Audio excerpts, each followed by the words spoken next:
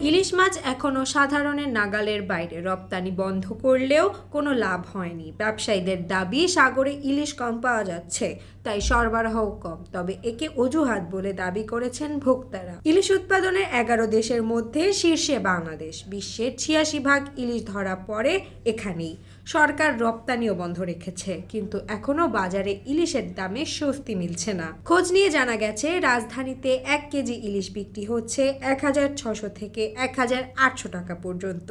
700-800 গ্রামের দাম 1400 থেকে 1600 টাকা। এই দামে ইলিশ কেনা প্রায় অসম্ভব। বিক্রেতাদের দাবি, ইলিশ ধরা পড়ছে খুব কম।